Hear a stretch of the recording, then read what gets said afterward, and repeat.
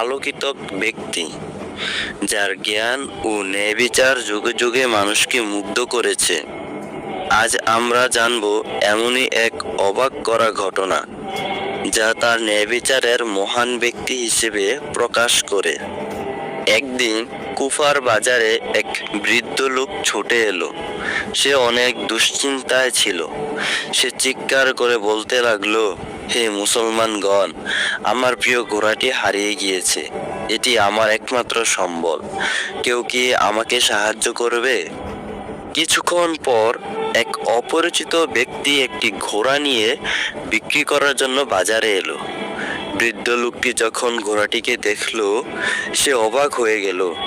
তারপর সে ঘোড়াটি দেখে বলতে লাগলো, এ তো আমার ঘোড়া, আল্লাহর কসম, এটা আমার ঘোড়া। এই দেখে ঘোড়া বিক্রেতা বলল, এটা আমার ঘোড়া, তুমি মিথ্যে কথা বলতেছ।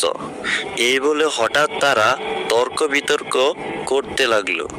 সত্যটা প্রমাণ করার জন্য তাদেরকে নিয়ে যাওয়া হলো হযরত আলী রাদিয়াল্লাহু তাআলা আনহুর দরবারে। নিয়ে যাওয়ার পর হযরত আলী রাদিয়াল্লাহু তাআলা আনহু বললেন, তোমরা কি দুজনেই ন্যায় বিচার চাও?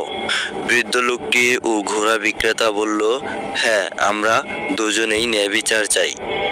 তখন হযরত আলী রাদিয়াল্লাহু তাআলা আনহু দুই পক্ষের কথা ধৈর্য সহকারে শুনলেন।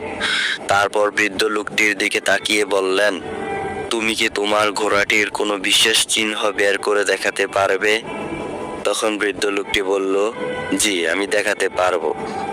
বৃদ্ধ লোকটি তখন বলতেছিল, আমার ঘোড়ার ডান কাঁধে একটি কালো দাগ রয়েছে এবং লেজের নিচে একটি ছোট্ট সাদা চিহ্ন রয়েছে। সেই কথা শুনে সবাই অবাক হয়ে গেল। তারপর হযরত আলী রাদিয়াল্লাহু তাআলা আনহু নিজ হাতেও ঘোড়াটিকে পরীক্ষা করে দেখলেন। সত্যি বৃদ্ধ লোকটির কথা সত্য।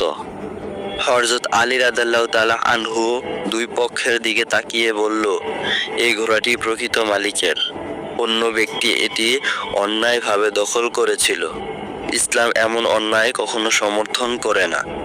ঘোড়া বিক্রেতা নিজের ভুল বুঝতে পারল এবং ক্ষমা চেয়ে নিল। আর বৃদ্ধ লোকটি আনন্দে কেঁদে দিল, কারণ সে তার প্রিয় সম্পদ ফিরে পেয়েছে। হযরত আলী রাদিয়াল্লাহু তাআলা আনহু বললেন, সত্য ও ন্যায়ের পথে চলো, আল্লাহ তাআলা তোমার পাশে থাকবেন। কখনো মিথ্যা বা অন্যায়ের আশ্রয় নিও না তোমরা। এই ঘটনার সাক্ষী হয়ে সবাই অবাক হয়ে গেল। তারা বুঝতে পারল ন্যায়ের পথেই প্রকৃত শান্তি।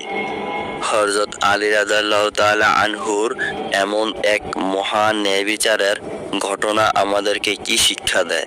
আমরা কি সত্যি ও ন্যায়ের পথে আছি?